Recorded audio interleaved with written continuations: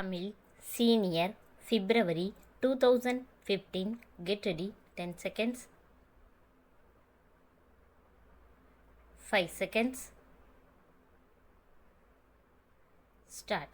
மாண்புமிகு துணைத் தலைவர் அவர்களே, நிதியமைச்சர் கொண்டு வந்திருக்கும் இந்த வரவு செலவு திட்டத்தை நான் ஆதரித்து பேசுகிறேன்.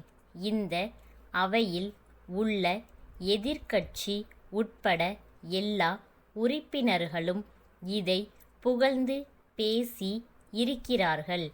இப்படிப்பட்ட நல்ல வரவு செலவு திட்டத்தை அளித்த நிதியமைச்சர் அவர்களுக்கு நீண்ட ஆயுளை கொடுத்து இன்னும் நல்ல திட்டங்களை வகுத்து அடுத்த வருஷம் இதைவிட சுமூகமான வரவு செலவு திட்டத்தை அளிக்க அவர்களுக்கு நல்ல உற்சாகம் கொடுக்க வேண்டும் என்று வேண்டுகிறேன்.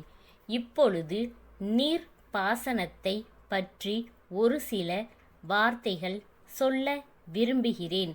பொதுவாக நம் அரசு வகுத்திருக்கும் திட்டங்களில் நீர் பாசன திட்டம் என்பது மிகவும் முக்கியமான திட்டமாகும்.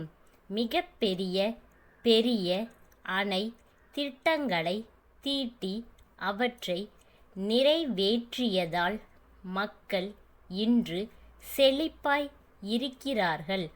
உணவு உற்பத்தி பெருகும் என்பதை அறிய மகிழ்ச்சியாய் இருக்கிறது. ஆனால் பெரிய அணை திட்டங்களால் அணை தண்ணீர் பாயும் இடங்களில் உள்ள விவசாயிகளுக்கு மட்டும் வசதி இருக்கிறது.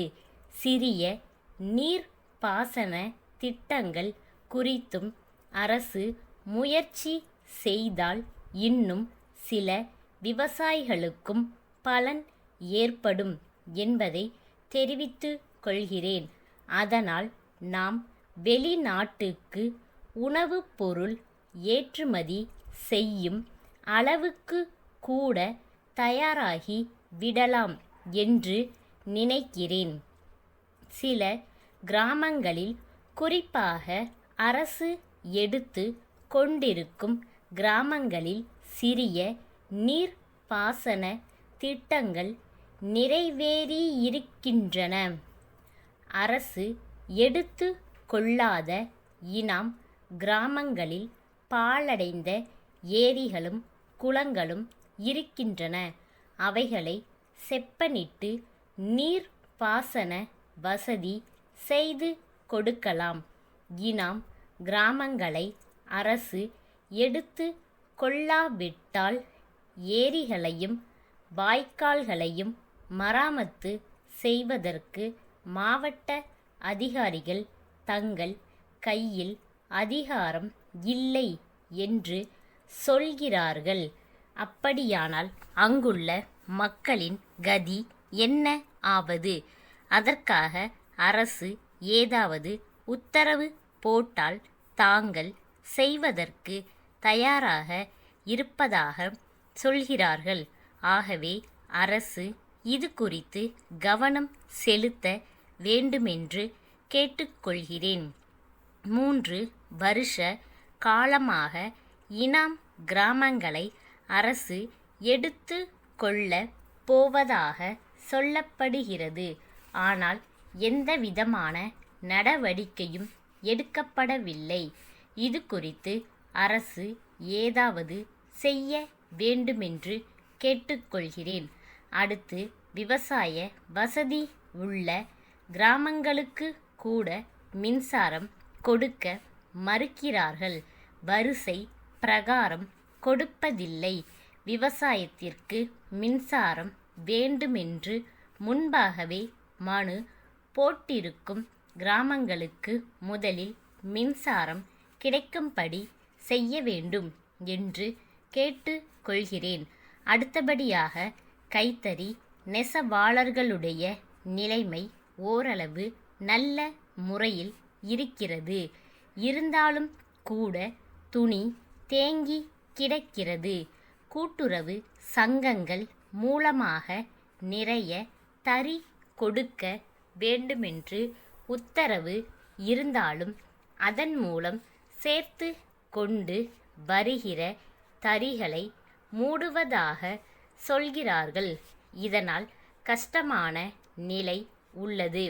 கூட்டுறவு சங்கங்கள் மூலமாக கொடுத்த தறிகளை நிறுத்தாமல் இருக்க ஆவன செய்ய வேண்டும்.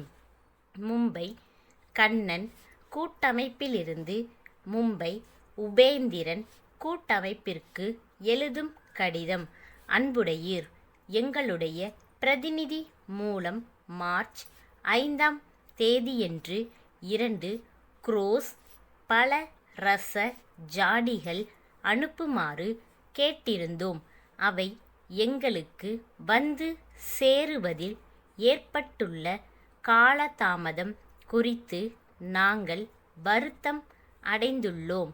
சென்ற சனிக்கிழமையன்று அவைகளை சேர்ப்பிப்பதாக உறுதி அளித்தீர்கள். இன்று திங்கட்கிழமை, ஆனால் இன்னும் அவை எங்களை வந்து சேரவில்லை.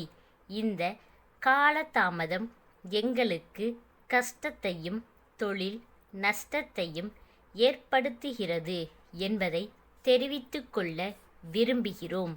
எங்களுடைய கேட்பாணையை நிறைவேற்றுவதில் காலதாமதம் ஏற்படுவது இது முதல் தடவை அல்ல என்பதை நினைவில் கொண்டு எங்களுடைய கோரிக்கைகள் இனிமேல் உடனடியாக கவனிக்கப்படும் என்கிற நிபந்தனையின் பேரில் தான் நாங்கள் உங்களுடன் இனிமேல் வியாபார தொடர்பு வைத்துக்கொள்ள முடியும் என்பதை தெரிவித்து கொள்கிறோம்.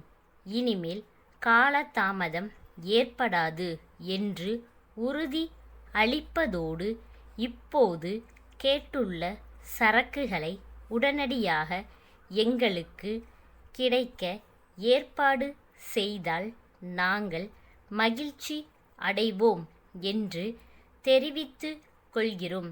தங்கள் நம்பிக்கையுள்ள ஸ்டாஃப்.